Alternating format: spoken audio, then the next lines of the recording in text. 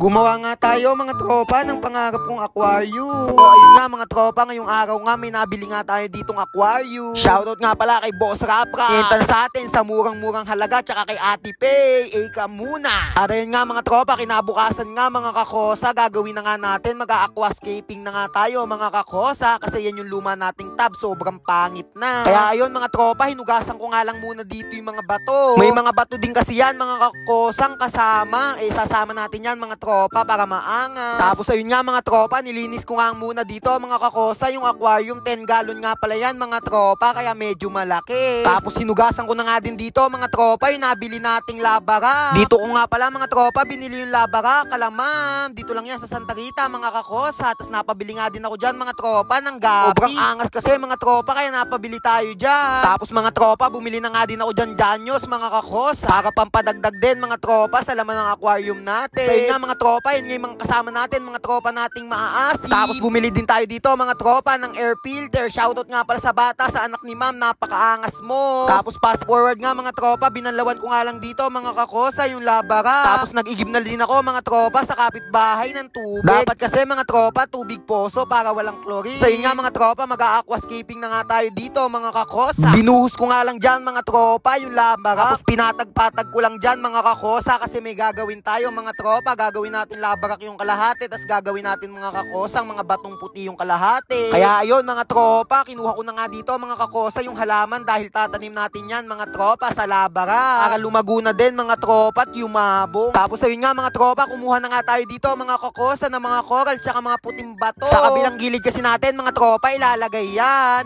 Oy, saan ako muna dyan? Sumulap. Bato. Labarak. Bato na yan. Hindi. Aalisin ko din yan. Tapos ayun nga mga tropa, all goods na nga dito. Sobrang dami pa natin ditong viewers.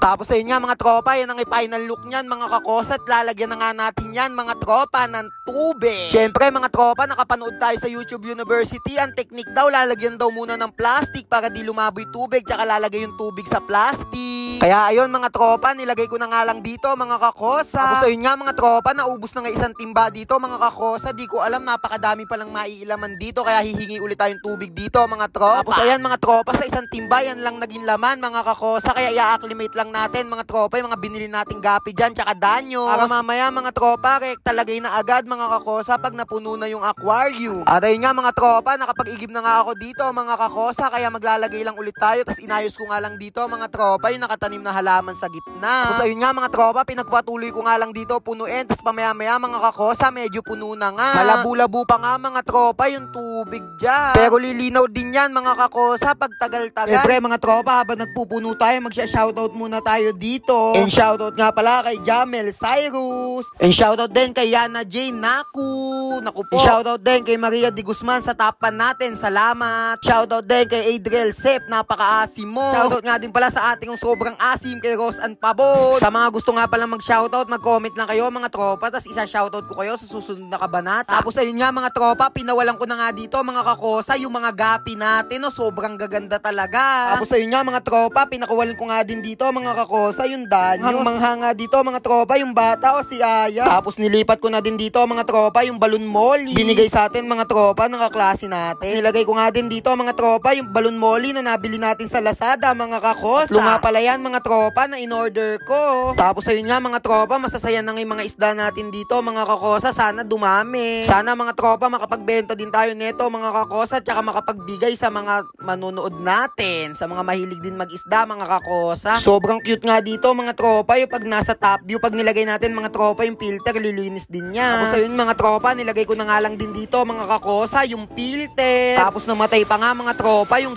isda natin na galing sa Lazada mga kakosa, yung isa sayang. Binilihan ko nga din yan mga tropa ng ilaw, kaya napakaganda niya yan mga kakosa. Tapos hindi na din mga tropa lumalaboy tubig, kasi may filter na din yan mga kakosang kasama. Nag-iiba-iba pa nga mga tropa yung kulay ng ilaw na yan, no? Sobrang angas, napaka-aesthetic talaga mga kakosa. Kaya sa mga gumawa ng aquarium, gumawa lang kayo mga tropa. Sobrang cute pa nga ni Goldie, nakita ko pa dyan mga kakosa. Kaya ayun mga tropa, salamat sa panonood. Ika muna, bye bye. Rar.